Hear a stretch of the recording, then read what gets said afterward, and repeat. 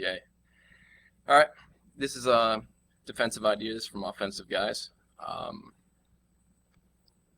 My name is Rob Chuvala. I'm an associate consultant at AccuVant Labs. I'm Justin Elze. I'm a consultant at AccuVant Labs.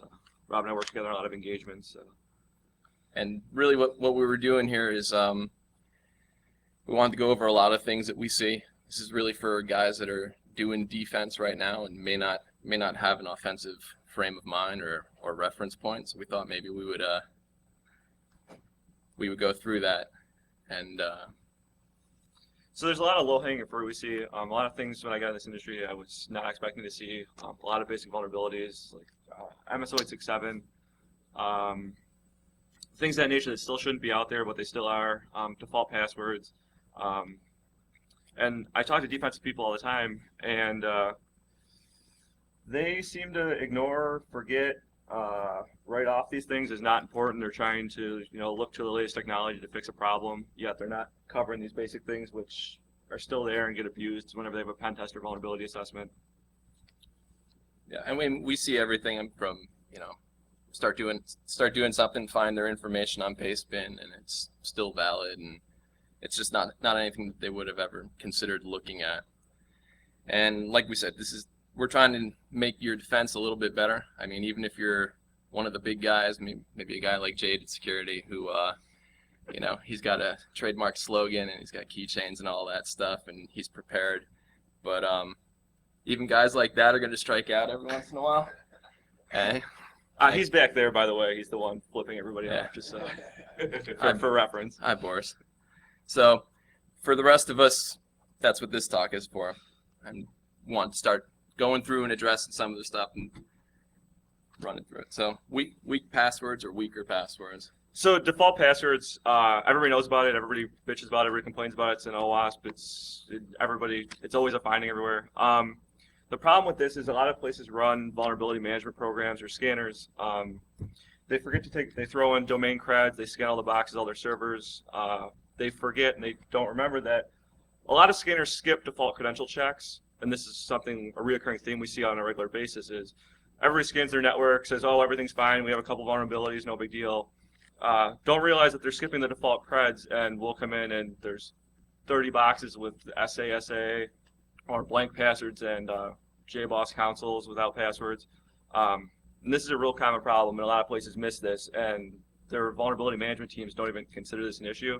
So generally, we suggest people to do a credentialed scan and uncredentialed scan on a regular basis to get full coverage. Yeah, and then some of the things that people just either don't know what they're running or think it isn't a big deal. And a lot of times SNMP can give us some of our best information. We can start building user lists if we're going to start brute forcing or see patch level versions, stuff like that. I mean, it's some of the stuff that a lot of people will just kind of ignore and think it's not a big deal. But a lot of this stuff is one little thing adds up and another little thing.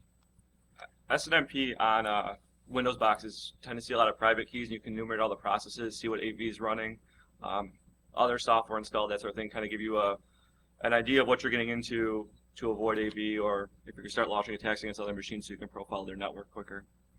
And then a lot of times too with the bigger networks, some of the help desk guys are in charge of pushing out different desktop images. They're using sysprep or something, and every system's going to have the same master password.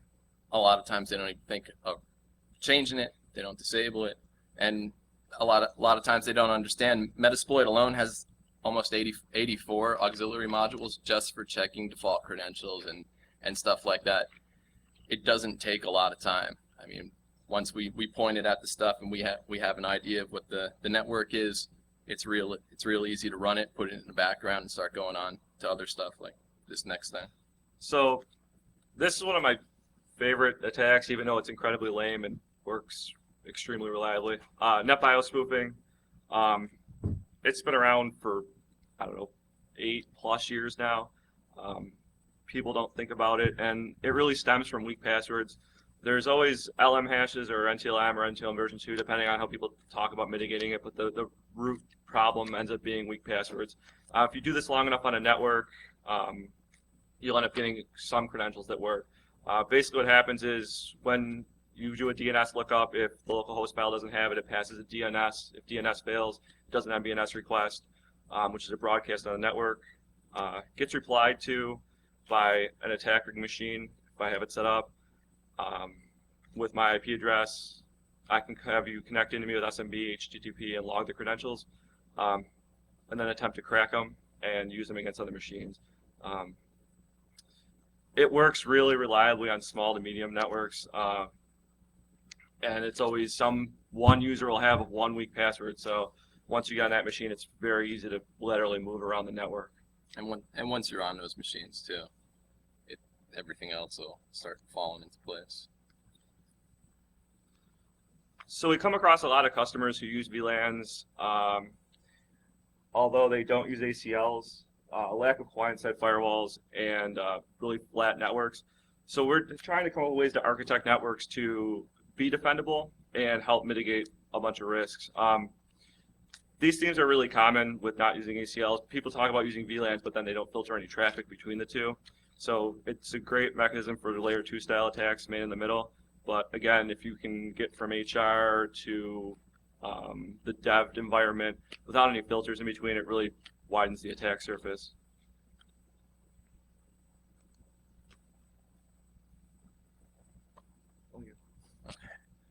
So then once we get that, once we get in, it's just a matter of there's a number of tools that we can use. Incognito would be one of them, and we can go and get valid tokens, domain tokens for whoever's been on that machine recently. And then from that point, we may not even have to. We don't have to crack password. We can push hashes and bounce around that way. Then there's other tools that'll help us once we're on the machine to get plain text passwords that are saved there, and it's really trivial to do. And it's using Active Directory kind of against you at that point. It's the beauty of a single sign-on once we have that single sign-on, and if it's just a flat network.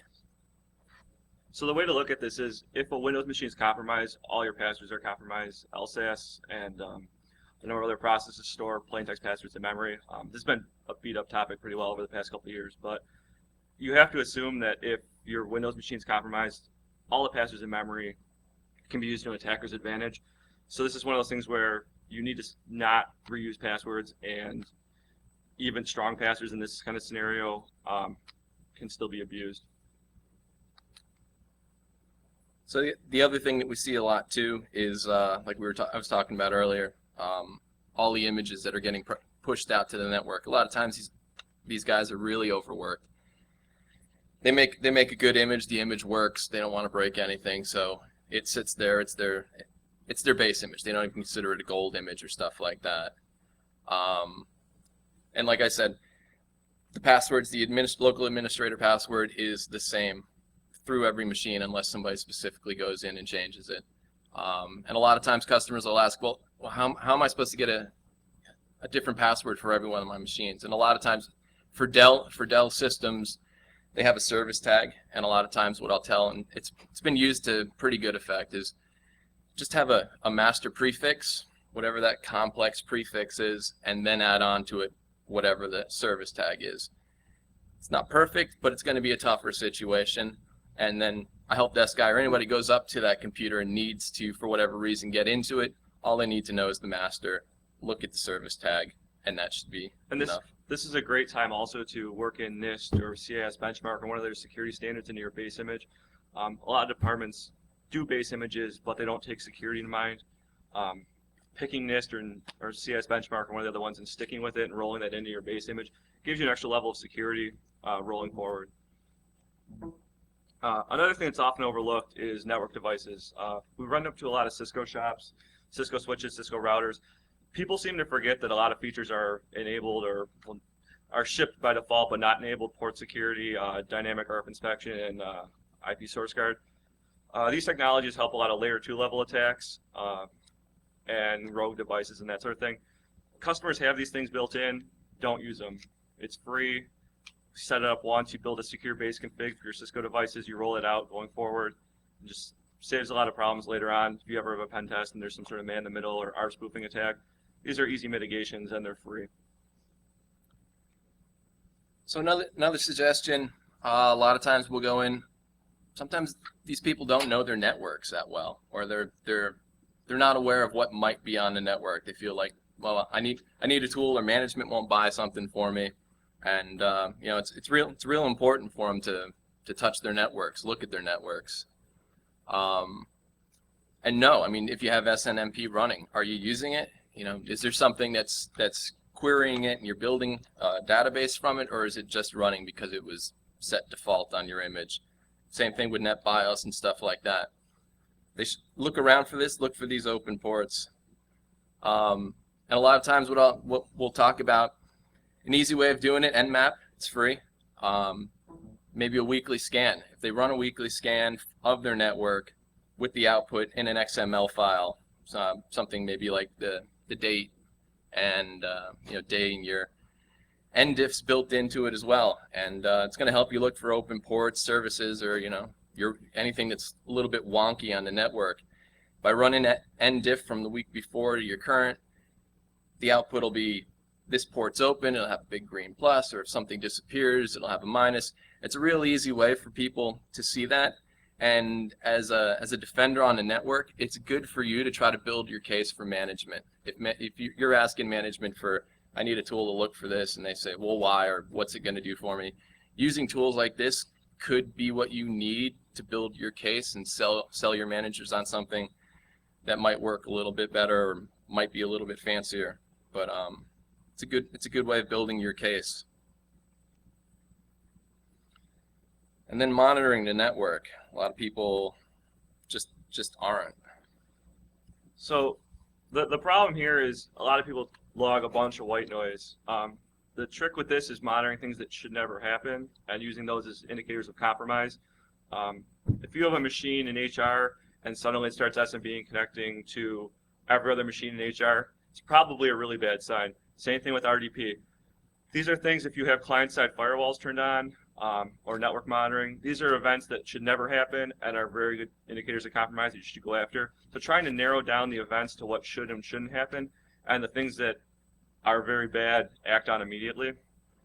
Yeah. And the other thing is that nobody knows your network better than you do. As an attacker, we have to do a lot of intel gathering, and you should have home field advantage and use these things and these baselines so that you can know what is and isn't normal traffic.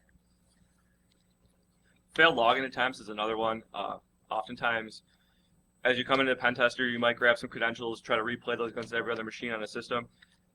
It might fail half the time, but nobody notices. That's not an event that anybody cared to log. It's a workstation event.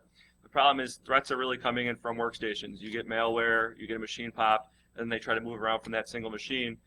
You need to be looking for events that directly indicate the compromise. Yeah, and on that same token too, even successful login sometimes. If Susie is in accounting and she never leaves her desk, and suddenly she's logging into a development computer, you know that shouldn't be. It's another good indicator of somebody maybe, or a rogue employee, but somebody's doing something perhaps they shouldn't be. So this is a big one for us. We run up against a lot of clients who have accepted risks. A lot of times in HIPAA environments, you have certified machines. The problem here is they're on the domain, they're on the network, it's a flat network. You need to build controls around these machines. Even if you're accepting a risk or you're claiming it's allowed or they have some write-off from some C-level executive that it's okay, it's still a problem. You need to be able to put in controls around these things. You separate it from the domain, unique passwords, maybe build a legacy domain or a legacy DMZ for machines that you need to keep on the network but can't be patched. This is where you find a lot of MSO 867. It's kind of scary in hospital networks to find this sort of thing, but if you can put ACLs around it and put some kind of controls around it, you can really save yourself a lot of heartache. We come up in environments where it looks secure, but we find these 4 or 5 machines that are unpatched. They're Windows 2000. They have no SA password, but everybody's afraid to touch them in the environment. You need to do something to stop this from being a threat to your network, because people are always going to go after the low-hanging fruit. There's no reason, if the machine's on the network and it's on the domain, it's easy to pick off. Yeah, and a lot of times too, the argument will be, well, it's not a part of our domain, but you know, it just logs certain stuff. but the manager logs in to get credentials or get information from it for a report or something like that, or the lobby computer, it's welcoming guests and the receptionist needs to log into it to put the guest of the day in there. The next big problem we encounter is outdated Java. There's a Java 0-day every week last year. Nobody has a really good strategy for patching it. They can try to keep up, but there's still ODA on a regular basis. One of the most useful ways we found to help stop or prevent this issue is almost every company now has a proxy or content filter. Take a sample size of a month or 2 months of all the Java requests leaving your organization, create a whitelist off of those, and blacklist all of their Java at that point. Then you can do one-off ticket requests to add other programs using Java, but this kind of keeps you safe for phishing emails and that sort of thing that use Java applets attacking your user base. And again, it's real important if you don't have budgetary ability, if you got to go through a manager, you use the things that you got. There's still a lot of things that are built into a lot of these systems. We're hackers. Figure out how to, pull the event logs, get the event logs to log more, and try to get that to, use that to your advantage. A lot of companies have semantic endpoint protection or even just the basic Windows firewall, maybe enabled, maybe not. This is a good place to start, like I said before, detecting behavior that shouldn't happen on network. SMB connections from the HR department to another department or RDP. This is a great place to start logging, understanding that machines on your network will probably get viruses, will probably get hacked. AV's wishy-washy at best at detecting these things. So trying to stop the next course of action if an attacker is there. And then again, getting to know what events are going to happen in an attack, or like I said before, if you turn your logging up and you get successful logins, if you know that Susie shouldn't be logging into, again, I go back to the developers or something like that. There's a lot of free tools out there, Kiwi, Syslogger, and stuff like that. You can get it to send certain events to a certain database, look through them, maybe even rifle off something as simple as an SMTP to you if it's a high level. There's some things to know that they can do.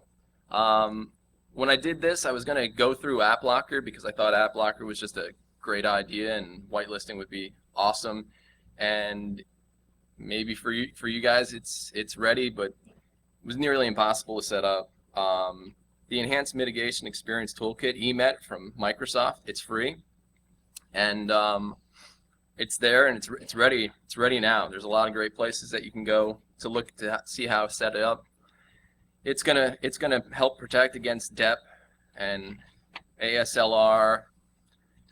So it's going to help protect against data execution and ROPS and CHOP. So a lot of the things that would get triggered when some of these exploits try to run, and it has event log features, so it can write these events. So again, another little quick warning device for you on your network if you start seeing this stuff. So the latest version of EMET, if you look at a lot of exploits, base their ROP chains off of libraries that don't use ASLR. As long as you're on Vista or above, you can enroll any DLLs or any applications to use a whole bunch of mitigation techniques that aren't always built in. So this is a good way to fight 0-day. There's a couple ways to get around EMET, but you have to write payload specific to get around them, and you don't really see that unless it's extremely targeted attack. So this is a great way to defend if there's new Internet Explorer 0-day and you're stuck using an old version. You can really reduce your risk. Yeah, and it'll do other things like SSL pinning and stuff like that, so it can help prevent help mitigate man-in-the-middle attacks. And I mean, over the years, a lot of the mitigation techniques for some of the 0 days were available before even Microsoft put out a patch. So a lot of times they might have talked about it and say this would have been working for it. And a lot of people have done a lot of this work for you. So like we were saying before, I mean, EMET. Dark Operator had something on pushing out these EMET settings through SUS. Dave Kennedy had a great installation guide over at TrustedSec on running through it, how to get it set up, and he had some suggestions there. And this is the links to NIST and CS benchmark. These are just two security standards to start with. It really depends on your organization, knowing your environment, knowing what works best for you. But the idea here is to start with a secure deployment of Windows 7, whatever you're going to use, Windows 8, roll in EMET and other tools, and just work security in your desktop. You're trying to save yourself problems later, trying to reduce the attack surface for 0-day and anything else that's out there. So using best practices, which is out there and free, it takes some man hours, but you're not buying a blinky box. It's a lot easier to say, hey, we need 3 weeks of man hours to do this project, instead of saying, hey, we need to go buy this blinky box for 100 grand. So using what you have, using people is a great resource to fix these problems. Yep. So if you have any specific questions about any of the tools or anything we talked about, kind of left it open.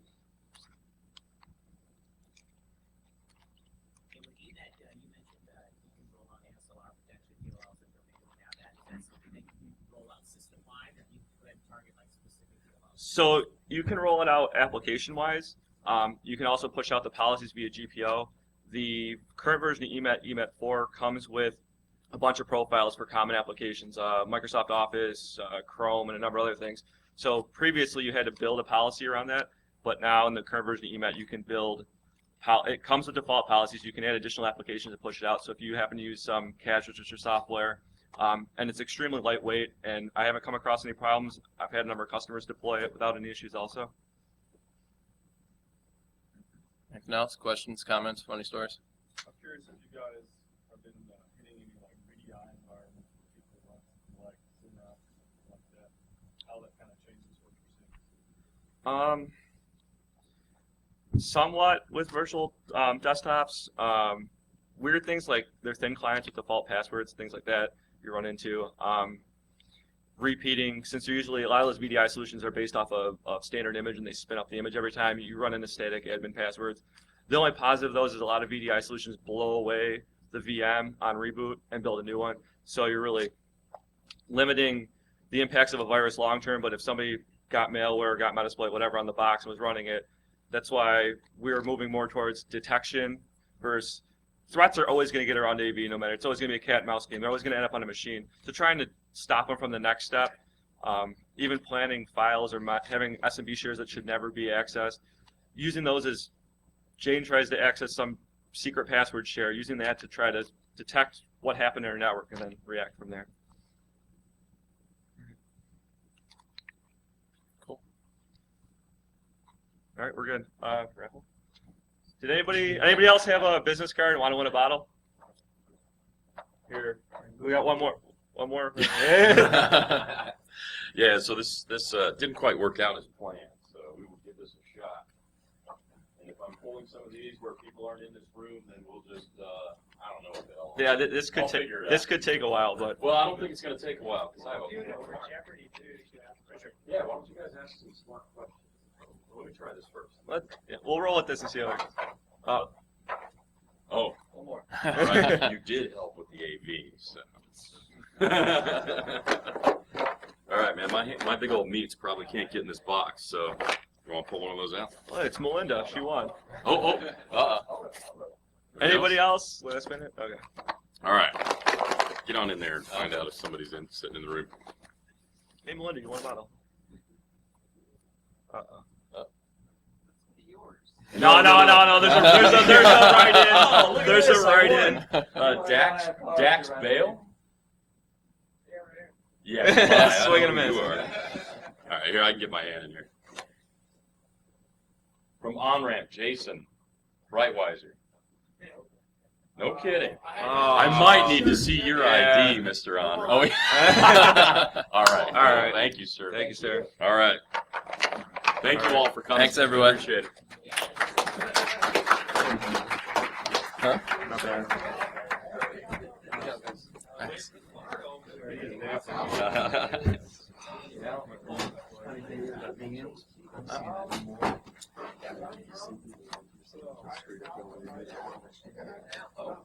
No, you good. Go right ahead. Now I got to do it again. Women.